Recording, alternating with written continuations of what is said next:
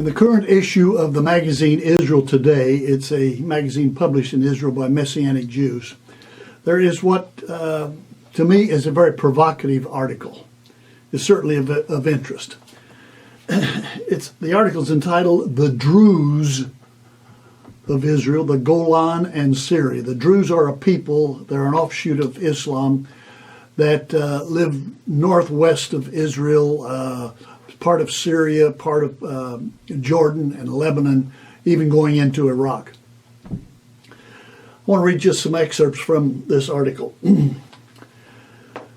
Could Israel's borders expand to the east, the north and the east, past the Jordan River? After decades in which the world, led by the United States, has been calling on Israel to withdraw to the 1967 borders, the borders that were established after the Six-Day War, 1967, a new process has begun. The borders of countries like Syria and Iraq have virtually been erased, raising the question about the wisdom of such American and international demands. Syria was once seen as Israel's most implacable and dangerous enemy. But that threat has greatly diminished because of the Syrian civil war. The regime of President Bashar al-Assad is widely expected to collapse in face of the advances of the Sunni Muslim terrorist groups, including ISIS, al-Nusra Front, and al-Qaeda. This poses a grave problem for the large community of Syrian Druze, an esoteric religion that broke away from mainstream Islam in the 11th century. The Druze people are divided up primarily between Israel, Syria, Jordan, Lebanon. They serve in all four armies because their tradition calls for loyalty to the ruling power. As Israel wrested the Golan Heights from Syria during the Six-Day War in 1967, the Druze officers and soldiers in the Israeli army reassured their Syrian brethren in the area that no harm would befall them. And so the Druze and the Golan did not flee toward Damascus, but they stayed put. There is now no more Syria as we knew it. The Druze are now orphaned and abandoned by the Assad regime and facing a bloodbath. And this has prompted the Druze of Israel and the Golan Heights to urge the Jewish state to intervene in Syria on their behalf. At the same time, Israeli leaders are sensitive to the feelings of the Druze community, which has made an important contribution to the Israel Defense Forces, the IDF.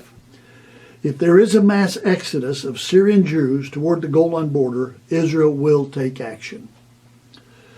Could this mean that Israel might send the IDF to link up with the Druze? Very likely. Could Israel's borders expand to the east and to include these new lands and population? And my answer to that would be yes, very likely. And why do I say that? I say that because of the promise that God has made by divine decree, by covenant, that the land promised to Israel will extend all the way to the Euphrates River. That goes halfway into modern-day Iraq. For example, the scriptures tell us in Genesis chapter 15, verse 18, on that day Yahweh made a covenant with Abram, and he said, to your descendants I give this land from the river of Egypt, that is the Nile, the river of Egypt to the great river Euphrates, from the river of Egypt all the way to the Euphrates.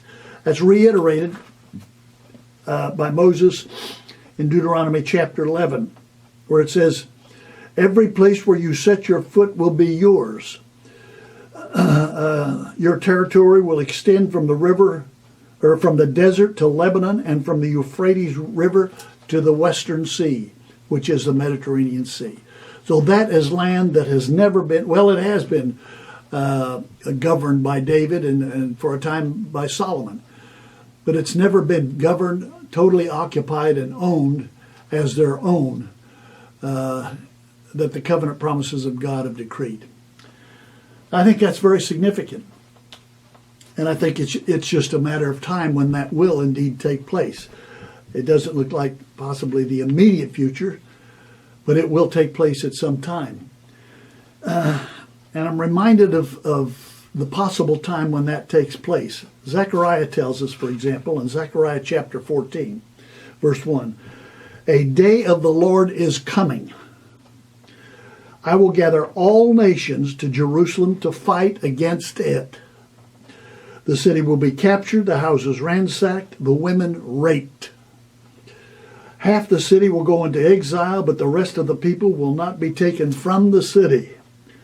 Then, when it looks like all is lost, Israel's back is against the wall, there is no hope, then, the scripture says, Yahweh will go out and fight against those nations as he fights in the day of battle. On that day, his feet will stand on the Mount of Olives. That's the second coming. That's the return of Messiah Jesus. And then Yahweh my God will come and all the holy ones with him. Now, what must precede that is a time of great affliction. I think Jeremiah in Jeremiah chapter 30 refers to it as the time of Jacob's trouble. It will be a grim time of affliction and tribulation, not only for the Jews in Israel, but for the whole world. But notice what it says with regard to Israel. Zechariah 13, verse 8. In the whole land, declares Yahweh, 2/3 will be struck down and perish. Yet 1/3 will be left in it. This third I will bring into the fire. I will refine them like silver and test them like gold. They will call on my name. They are not calling on the name of Yahweh, but they will. It will become so dire, the circumstances will become so severe, they will call on the name of Yahweh. I will say to them, they are my people, and they will say, Yahweh is our God. Yahweh.